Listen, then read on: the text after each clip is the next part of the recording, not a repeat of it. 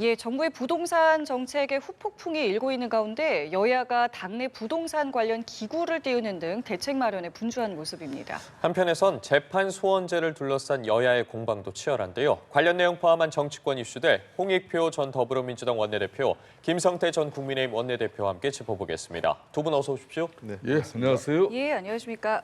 여야가 부동산 정책을 두고 연일 맞붙고 있습니다. 이게 이제 7개월 앞으로 다가온 지방선거의 영향 때문이다라는 이제 분석도 나오고 있는데요. 먼저 저희가 관련 발언 모아봤습니다. 듣고 대담 시작하겠습니다. 소화가 되는 시간이 좀 필요합니다. 그래서 저희는 연말까지는 좀 지켜봐야 된다라는 생각이고요. 그래서 지금 후속 관련한 무슨 세제 뭐 이런 것들은 전혀 고려하거나 검토하거나 그러고 있지는 않습니다. 본인들은 누릴 것 다 누리고 할 일 다 하면서 국민들에게는 포기하라고 하는 것이 도대체 무슨 발상입니까? 이재명 정권의 고유 관계자들 더 이상 집 없는 서민과 청년들을 농락하지 말기 바랍니다. 예, 지금 보신 것처럼 이 부동산과 관련해서 일단 여야에서는 각각 뭐 TF 또 특위를 각각 이제 구성을 하고 각각의 어떤 뭐 부동산도 잡고 민심도 잡아보겠다 이런 움직임 보이고 있는데 일단 민주당에서도 TF를 만들었습니다. 이게 정부 정책이 나온 이후에 이제 별도의 TF를 만들었고 지금 민주당에서 보면은 보유세 인상에는 좀 선을 긋고 있고 또 공급에 좀 방점을 찍고 있는데 앞으로 좀 어떻게 움직인다고 저희가 좀 보면 되겠습니까? 아까 한정희 정책위 의장 발언대로 일단 시장을 좀 지켜볼 것 같아요. 이번 정책 자체가 사실은 이 부동산 가격이 인하 정책이라거나 이런 것보다는 거래를 일단 규제해서 수요 관리를 하는 거기 때문에 아마 시장이 단기간에는 아마 거래 절벽 형태가 나타날 가능성이 대단히 높습니다. 그 경우 그 부동산 가격 하락보다는 가격이 일단 그 뭐랄까요 중단되는 그러니까 일종의 이 안정화 멈추게 되는 거죠. 그렇게 된 상태에서 연말까지 한 짧게는 3개월에서 길게 한 6개월 정도 그 상황이 되는데 아시다시피 지금 그 시장의 금리가 너무 낮은 상태고 화폐 유동량이 너무 많기 때문에 현재로서는 부동산 가격 인상 가능성의 압력은 계속 있습니다. 그 경우 추가적으로 금리나 또는 세제 정책이 동반되지 않는다면 정책적 실효성을 거두기 어렵다는 측면도 인정을 하고 있죠. 그래서 정부나 당 내에서 일부에서는 그 부동산 관련 세제를 좀 손을 봐야 되는 거 아니냐 지적이 있는데 아마 시장의 그 흐름을 한 12월 정도까지 보고 이 판단을 할 것으로 보입니다. 다만 가장 중요한 것은 사실은 부동산 거래가 매매가 중단되는 것은 조금 뭐 그래도 견딜 수 있는데 지금 우려가 되는 것은 임대차 시장, 그러니까 전월세 가격의 인상에 대해서 아마 정부 여당도 상당히 그 부분에 대해서는 우려의 시각을 갖고 있는 것 같습니다. 국민의힘에서도 이제 특위를 만들고 이제 여러 가지 것들을 좀 들여다보고 있는데 일단 지금 정부와 민주당의 움직임에 대해서는 또 어떻게 평가하시는지. 그러니까 이번에 부동산 대책은 상당히 지금 현재 경제 여건이나 또 국민의 심리적으로도 상당히 큰 충격이에요. 그러니까 이제 이번 11호 부동산 대책의 핵심은 아무래도 수요 억제 정책을 가져간 거거든요. 그런 측면에서 구체적으로 이제 대출을 규제하는 것이고 또 갭 투자를 통해서 이제 쉽게 말하면 내 집 마련 사다리를 한마디로 걷어차버렸단 말이에요. 거기다 이제 토지거래 허가 구역을 확대 지정함으로써 흔히 말하는 풍선 효과까지도 이제 예방한다는 그런 차원이지만은 자 이런 내용들은 당장 지금 실소유자는 물론 매수 매도가 다 이제 중단되는 거래 절벽 현상이 일어나는 거죠. 이렇게 되면은 거래 절벽이 이루어지면 결국은 이 전월세 문제 이게 여기에 이제 또 기결될 수밖에 없는 거예요. 그러니까 이 고통스러운 돈줄 제기 이 정책으로서 과연 이 시장 혼돈을 갖다가 지금 현재 이재명 정부가 이걸 제대로 된 부동산 대책이라고 국민에게 이렇게 가져갈 수 있는가? 저는 11호 대책을 지난번 대려 6.27 그때 135만 호 그 공급 그 방안을 갖다 발표했을 때 그걸 4개월 만에 11호 이때는 좀 디테일하게 어느 지역에 몇 세대를 언제까지 이렇게 공급한다. 그러면 그 많은 수요자들이 자기가 이제 내 집을 마련하고자 하는 그 꿈을 어느 지역에 언제까지 기다리고 그때까지는 그 집 마련을 위해서 자기가 어떤 그 경제적 여건을 갖춰야 되는지 그걸 준비할 수 있는 것인데 이렇게 그냥 서울에는 그냥 더 이상 이제 집 살 생각하지 마 이런 식으로 집값이 안정되고 떨어질 때까지 hen차를 만들고 기다리라 이런 방식은 국민들에게 그냥 상당히 하만 더 불러일으키는 그런 결과가 되어버렸어요. 예, 지금 어쨌든 이렇게 여야가 부동산 이슈를 연일 부각하는 이유에 대해서도 여러 가지 추측이 나오고 있고 지금 7개월 앞으로 다가온 지방선거 때문이다라는 분석이 나오고 있는데 국정감사 이후에 어쨌든 이제 본격적인 선거 체제에 돌입하지 않겠습니까? 지금 이번 부동산 논쟁이 여야의 선거 전략과 좀 유불리에도 영향이 있을 거라고 보십니까? 네, 당연히 있습니다. 특히나 아시는 것처럼 뭐 영원함 지역을 빼고 수도권이 늘 스윙보터 지역이지 않습니까? 그런 측면에서 부동산 민심이 특히 서울과 그 수도권 인근 지역에서의 어떤 선거 결과의 당락을 결정지었던 경우가 많이 있습니다. 특히 뭐 민주당 입장에서는 사실 지난번 3년 전에 있었던 앞서 윤석열, 이재명 두 후보 간의 대선 때도 선거 패배의 가장 큰 원인 중에 하나를 부동산 정책 실패로 인정을 하고 있거든요. 그런 측면에서 부동산 정책은 짧게는 내년 지방선거, 더 길게는 앞으로 다가오는 총선 또는 대통령 선거까지도 다 영향을 줄 수 있다고 봅니다. 그런 측면에서 굉장히 이 문제를 좀 심각하게 바라보고 있는 것도 사실이고요.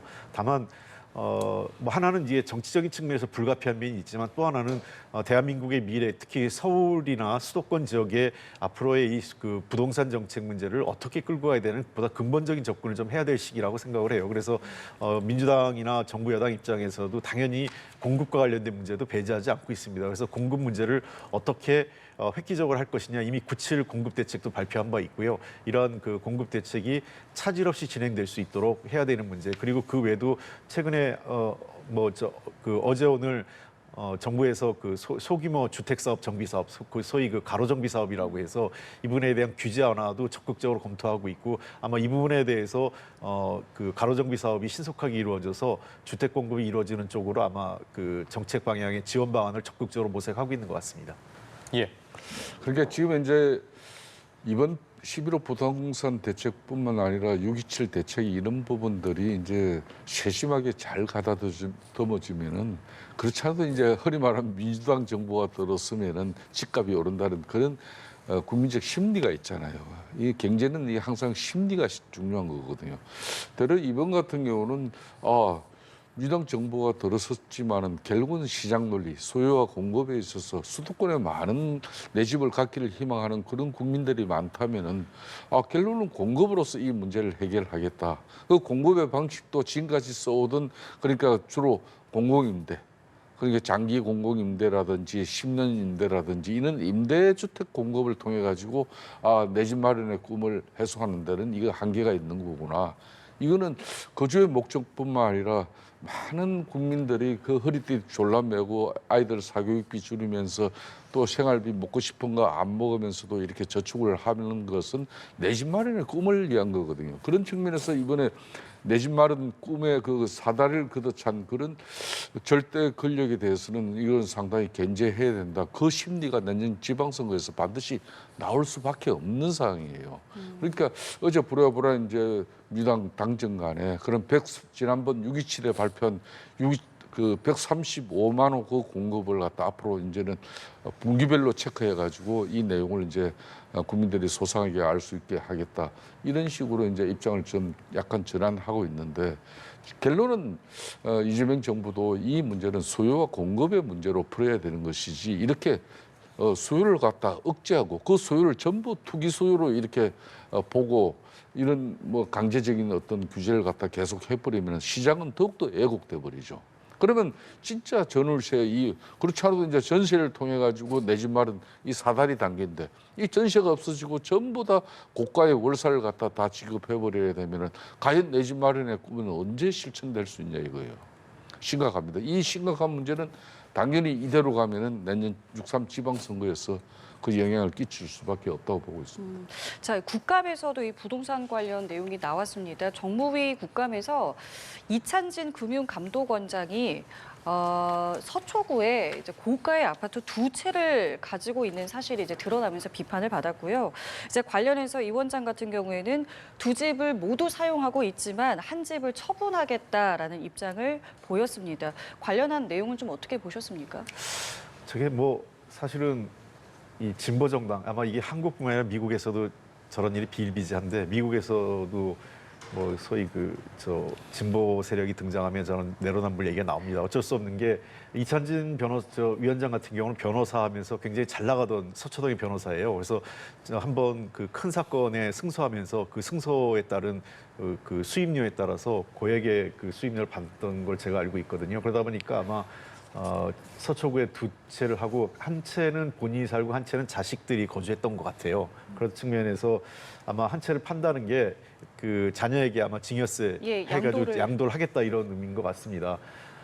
뭐 사실은 이번 부동산 문제 제기되는 이 시점에서 전후해서 투자한 건 아니고 굉장히 오랜 시점에서 투자했던 이미 집을 샀던 사람이었기 때문에 마치 이번 대책을 미리 앞두고 투자한 것처럼 비판할 만한 내용은 아니지만 어쨌든 국민적 시각에서는 고위공직자들 지금 우리 한국 사회 문제가 저는 이거 여야를 가리지 않고의 문제인데 소위 잘 나가는 우리나라의 정치인들의 대부분이 강남의 주택을 소유하고 있고 또 고위 관료들에서 상당수가 강남 3구 또는 분당 지역의 주택을 소유하고 있어요. 그러다 보니까 아무래도 부동산 정책이 팔이 안으로 굽는다고 자기한테 유리하게 하는 것 아니냐 이런 따가운 비판의 시각이 있습니다. 이런 측면에서 저는 이 부동산 문제에 대해서는 좀 자기가 거주하는 지역이 아닌 집의 집은 빨리 정리하고 그러니까 그 소위 고위공직자 또는 주요 정치인들은 부동산은 한 채만 갖고 있다 이런 생각을 갖고 있는 게 더 중요하지 않을까 생각을 합니다. 의원님 생각은 어떠세요? 그러니까 일단 사람도 아닌 건강 원장이 그것도 강남에 이렇게 2채의 그냥 아파트를 가지고 이렇게 얼마나 이렇게 여유가 있으면 2채의 아파트를 가지고 지금 뭐 보통 서민들이나 국민들은 허리 많은 강남권에 20평대 아파트 하나 가지려고 20억대, 30억대 그런 현찰을 마련하지 않으면 집을 살 수 없는 그런 상황에서 이 사람은 한 채도 아닌 2채를 가지고 이렇게 실소유를 하면서 왔다 갔다 이렇게 살고 있다는 것은 상당히 국민 정서에 들맞지 않죠. 물론 본인의 능력으로서 뭐 이런 많은 소득 가지고 그런 뭐 아파트 2채 또 가졌다는 걸 그걸 뭐 자본주의 세상에서 뭐 그걸 뭐 굳이 문제 삼을 수는 없지만은 하지만 그런 건강 원장이라는 것은 이렇게 이제 더군다나 국민들의 상당히 또 공직자로서 금융 그리고 감독 이런 중요한 업무를 보는 입장의 고위공직자 아니겠습니까? 그런 측면에서는 국민 정서에 상당히 맞지 않죠. 이분뿐만 아니라 이번에 이런 11호 부동산 대책을 실질적으로 설계한 국토교통부의 1차관 이상경 차관 같은 경우도 자신은 실컷 말이야 분당에 갭 투자해가지고 또 대출 받고 이래가지고 실질적으로 한 40억대 아파트 마련해놓고 지금 와서 국민들에게는 그냥 현찰 마련될 때까지는 돈 모으고 집값 떨어지면 그때까지 기다리라 이 사람은 책임져 줘야 돼. 그럼 현찰 모으고 지금 기다리고 있는데 과연 집값 떨어뜨려가지고 지금보다 훨씬 싼 가격에 주택을 마련할 수 있는 정책인지 자신이 책임을 져줘야 돼. 근데 제가 꼭 한 가지 말씀드리고 싶은 거는요. 예. 이창용 한국은행 총재의 말을 좀 귀담아 들었으면 좋겠어요. 정치권이요.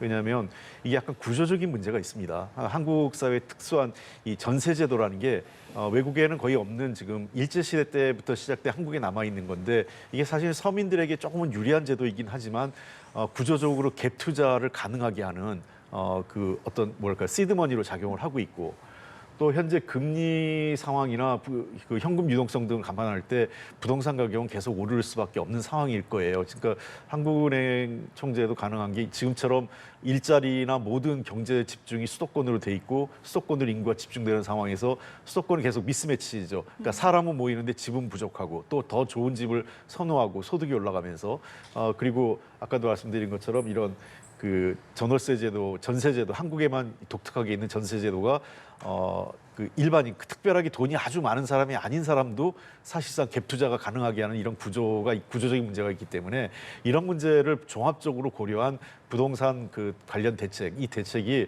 저는 좀 더 근본적인 대책이 이제는 마련할 시점 아닌가. 그게 한국은행 총재 말을 좀 귀담아 들어야 된다고 생각합니다. 그렇게 이찬진 금융감독원장 같은 경우도 결국은 두 채 강남의 아파트를 가지고 있는 것은 실거주를 한다고 본인은 해명을 하고 있지 않습니까? 그런데 이 한 채 실질적인 한 채를 더 가지고 있는 그 소유의 목적은 분명히 자제분들에게 이걸 정려하기 위한 하나의 수단으로 이렇게 가지고 있는 거예요. 그러면은 결국은 그거는 정려세 탄류를 하기 위한 지금 준비 단계를 다 마쳤다고 볼 수밖에 없는 거거든요. 이제 한번 보십시오. 이걸 제대로 정리가 못합니다. 당연히 이제 결국은 이제 매도할 수밖에 없는 상황이 되겠죠. 이런 편법적인 수단을 위해서 내 집 두 채 가지고 있는 거지. 어떻게 실거주를 위해서 강남권에 그걸 아파트 두 채를 갖다 가지고 있다. 이걸 해명이라고 합니까? 이런 건 대략 국민 정서에 한하게 하는 해명이 되는 거죠. 예, 정무위 국감장에서 나왔던 어쨌든 이찬진 금융감독원장 관련한 부분 짚어봤고 이번엔 법사위 국감장 상황으로 좀 넘어가 보도록 하겠습니다. 법사위 국감에서는 재판 소원제를 둘러싼 여야의 공방이 치열했는데 관련 발언도 준비해봤습니다. 듣고 대담 이어가 보겠습니다. 대법관 증언한다 그러면서 헌법재판소에 가서 4심제 한다. 지금 헌법재판소의 구조와 인력으로 가능하겠습니까? 재판소원은 존경하는 나경원 의원도 19대 국회에서 법안을 제출한 바가 있습니다. 그리고 지금도 시행되고 있습니다. 지금 들으신 것처럼 민주당이 이야기하는 재판 소원제의 필요성과 관련해서 국민의힘에선 민주당의 논리대로라면 왜 헌재는 지금 단심제냐라고 하면서 오히려 이 재판 소원제가 실행될 경우에 재판이 늦어지고 피해를 보는 건 국민이다라고 이야기했습니다. 어떻게 들으셨습니까? 뭐 저는 양쪽의 주장이 다 그 일리가 있다고 생각을 해요. 왜 그러냐면 민주당의 입장에서는 이게 헌법재판소, 그러니까 소위 그 독일과 같은 헌법재판소가 있는 국가에서는 이미 그 일정 정도 소원제도가 존재하고 있습니다. 그러니까 그 크게 세 가지 원칙인데요. 그 헌법이나 법률에 위반하는 기본권 침해가 법원에 있었을 때. 두 번째는 헌법과 법률의 절차를 충실하게 이행하지 않은 것이 확인됐을 경우. 그리고 세 번째는 그 헌법과 법률을 중대하게 위반한 판단을 법원이 했을 경우, 이런 경우에는 헌법재판소로 가서 따져볼 수 있는 거죠. 그러니까 그러니까 모든 건들이 무조건 4심제로 가게 되는 건 아닙니다. 그리고 독일 같은 경우 그래서 이런 사전 심의 제도가 굉장히 엄격하게 이루어져요. 그러니까 신청했을 경우 매우 제한적으로 헌법재판소에 이관하게 돼 있고, 아울러 과태료 같은 것들이 있어요. 그러니까 상당한 비용을 부과해서 4심제로 가는 것이, 왜냐하면 확실한 경우 아니고 자기가 난 무조건 일단 시간 끌기 위해서 4심제를 가겠다, 이런 방식으로 갈 수 없게 만들어 놓은 게 있습니다. 저는 이런 부분에서의 제도적인 문제를 고민해야 되는데, 일단은 한 번 정도 헌법과 법률에 중대한 위반이 있는 것을 따져볼 수 있는 피의자의 권리를 보장한다는 측면에서 저는 바람직하다고 생각하고, 다만 4심제로 갔을 때 소위 돈 있는 사람들만 4심제로 갈 수 있고, 또 그 일반인들에게 비용이 많이 들고 또 시간이 늦어지면서 민원이 발생할 수 있다는 야당의 지적도 좀 일리 있어요. 그런 측면에서 아까 독일이 차용했던 굉장히 엄격한 심의제도와 그다음에 그 비용 부담 등을 해서 확실하지 않은 것들은 대개 헌법재판소에 쉽게 가는 것은 물론 자동으로 그냥 무조건 간다, 이렇게 제도를 만들면 안 된다고 생각을 합니다. 그런 측면에서 그 4심제, 그러니까 소위 헌법재판소에 따른 소원제도를 도입하는 과정에서 그런 절차적 문제에 대한 또는 예상되는 부작용에 대해서 여야가 지혜를 모아야 된다고 생각을 합니다. 경계될 부분도 짚어주셨고, 그리고 앞서 말씀해 주신 것처럼 지금 민주당에서는 현행 3심 체계를 흔드는 게 아니다, 기본권 보호를 위한 장치다라고 이야기를 하고 있거든요. 그 민주당 입장에서는 이제 국민의 기본권이 이제 침해되는 그런 지금 대법원 3심 제도, 이 대법원 상고심에서 그런 어떤 판단이 이루어졌다 그러면은 국민의 그 기본권 침해가 실질적으로 이루어졌는지 다시 헌재에서 한번 이 심판을 청구해가지고 한번 그 결과를 한번 보자, 이런 거거든요.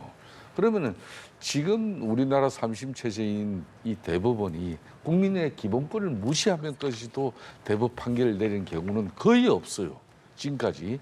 그러니까 지금까지 대한민국은 이 대법원에서 1심, 2심에서 입장이 이제 달라지고 이렇게 오더라도 그 법리에 충실한 판단을 했는지 그것만 보고 또 이 헌법과 법률에 위배되지 않는 그런 아주 정상적이고 정확한 어떤 그 판단을 해가지고 그렇게 국민의 기본권이 침해돼가지고 이거는 헌법재판소에서 바로잡지 않으면 안 될 상황으로 간 사례가 별로 많지 않아요. 아주 제한적입니다. 그런데 여기에 이제 실질적으로 상시적인 그런 이런 재판 소원 제도를 만들어 버리면은 이 재판 소원 제도 만들어지면 가장 큰 수혜자로 지금 예상되는 사람은 벌써 떠오르는 게 이재명 대통령이에요. 만일 이제 본인의 그 사법리스가 지금 대통령이 되면서 이게 전부 재판이 중단돼 있는데 앞으로 대법까지 법원 체계에서 사법 체계에서 그러면 확정 판결이 이루어졌다. 그럼 여기서 끝나는 게 아니라 헌재까지 이제 가서 이 문제를 다룰 수 있는 그런 길이 열리는 거예요. 그렇기 때문에 지난번 이 배임죄를 갖다가 이제 없애겠다고 했을 때 뭐 상법 개정을 통해서 이렇게 기업이 여러 가지 이제 앞으로 투명한 경영 절차나 이런 많은 어려움 속에서 여기서 배임죄까지 있으면 더 어렵다. 그래서 이제 배임죄를 없앴는데 그 배임죄를 없앴는데 가장 또 어찌 보면은 정치적으로 큰 수혜자는 이재명 대통령이 될 수 있다는 그런 국민적 여론과 비판이 있는 거예요. 당장 대장동, 백행동 이런 문제들이 배임죄에 해당되는 내용 아니겠습니까? 그렇듯이 이 사법제도 개혁이라는 것은 국민적 공감과 특히 정치권에서 민주당만의 어떤 주장과 방식을 담은 그런 지금 현재 절대 의석이 있기 때문에 그렇게 해서 이걸 사법개혁으로 포장하고 이 관련 법을 갖다 전부 개정해버린다 그러면 이걸 누가 사법개혁으로 보겠냐 이거예요. 저는 그런 측면에서 한 가지만 예를 들더라도 그저께 발표한 사법개혁안을 보면은 대법관 추천위원회 제도를 한번 보십시오. 지금 대법관 추천은 이제 대법원장이 하는 건데 그 추천위원회에다가 법원 행정처장이 지금까지 해온 그 관리를 깨버리고 법을 깨버리고 대로 헌재 사무처장을 헌법재판소 사무처장을 쉽게 말하면은 대법관 이게 추천위원회 심의위원으로 들어오는 겁니다. 그러니까 여기는 연합뉴스 TV인데 다른 방송사 인사팀장이 와가지고 연합뉴스 인사에 관여하면 그게 맞는 겁니까? 이런 식의 사법개혁안을 내면 안 된다는 거죠. 알겠습니다. 두 분의 의견 들어봤고 이번에는 어제 있었던 법사위 상황도 하나 더 여쭤보겠습니다. 어제 법사위 국감에는 이 근무 시간에 음주 난동 의혹이 있는 부장판사 3명에 대해서 출석 요구가 있었는데 이들은 불출석을 했고요. 관련해서 동행 명령장이 발부됐습니다. 근데 이제 관련해서 국민의힘에서는 뭐라고 이야기를 하고 있냐면 그러니까 이미 고발된 사건이고 또 개인적인 이 일로 인해서 법관을 국감에 부르는 게 맞느냐라는 이제 질문이 좀 있었는데 어떻게 좀 생각하고 계세요? 뭐 충분히 국감에 부를 수 있는 사안이죠. 왜냐하면 그 여러 가지 그 공공기관에서 여러 가지 개인적인 문제나 그 소위 그 이건 근무 시간 현재 당시에 지금 음주 행태를 한 거 아니겠습니까? 그리고 소란을 일으켜서 민원까지 발생을 한 거고 고발된 상태이기 때문에 저는 뭐 충분히 국감에서 부를 수 있는 사항이라고 생각을 합니다. 다만 지금 이 문제가 되는 거는 법원이 이런 그 비리나 문제가 되는 판사들에 대한 징계 절차라든지 또는 인사 조치가 너무 지연되고 있으면서 결국은 이게 국감에서 논란이 되게 만드는 거죠. 사실은 고발은 뭐 저 사법적인 처리고 그 이전에 즉각적으로 직위해제라든지 또는 뭐 이런 등등해서 저 인사 조치를 통해서 이러한 문제들을 원인을 해소해야 되는데 여러 문제들을 그렇게 하지 않고 법원이 제19 감사하기 너무 급급하다 보니까 결국은 국감에서 증인 소환하는 문제까지 온 것 아니냐. 저는 그런 측면에서 법원 행정처나 또는 대법원장의 책임도 있다 이렇게 생각을 합니다. 그러니까 이 사안으로 부르긴 했지만 근본적으로 이 법원의 어떤 징계 조치나 인사 조치의 문제를 좀 지적을 하셨습니다. 그게 어떻게 법원의 생각하세요? 판사라고 해서 실수를 하지 않을 수가 없어요. 아무리 이제 상권 분립 사법부의 독립 차원에서도 특히 사법부의 독립 그런 헌법적 지위를 가지고 있는 이런 판사가 국민들의 기감이 되지 않는 그런 처신을 통해서 국민적 지탄이 있다 그러면은 그 이제 이 판사들을 감독하고 판사들의 잘못이 있으면은 징계 인사 조치를 해야 될 그런 법원에서 이걸 고의적으로 혜택하거나 기피해가지고 결국은 제19 감사기로 국민적 지탄이 있다면 당연히 그 해당 감독 기관 법원의 장에 대해서 문책을 할 수 있는 그런 상황으로 가야지. 저는 이 부분을 이제 건 바이 건으로 국정감사 기간에 1년 동안 그러면은 법무부 그러니까 대법에 전부 속해 있는 그 판사들이 약 2,000명, 3,000명 가까이 되죠. 이 판사들이 개별적인 어떤 비리나 잘못 있는 부분은 이거 전부 다 앞으로 국회 법사위 그냥 국정감사장에 불러들여서 이걸 갖다 혼을 내고 또 이 부분에 대해서 또 징계 인사 조치 부분을 갖다 뭐 가져가는 그 절차를 가져가면 결국은 대법의 기능이 결국은 국회에 예속될 수밖에 없는 그런 위험한 상황이 되는 것이죠. 그러니까 이런 분명히 잘못된 부분에 대해서는 바로 잡아야 돼요. 그걸 바로 잡는 것은 그 기관을 통해서 바로 잡아라. 그런데 그 기관의 책임자가 그걸 바로 잡는 그런 노력과 실천을 하지 않을 때는 국회 차원에서의 판단이 들어가야 되겠죠. 알겠습니다. 오늘 두 분 말씀은 저희 여기까지 듣도록 하겠습니다. 지금까지 홍익표 전 더불어민주당 원내대표, 김성태 전 국민의힘 원내대표와 함께했습니다. 두 분 고맙습니다. 네, 감사합니다.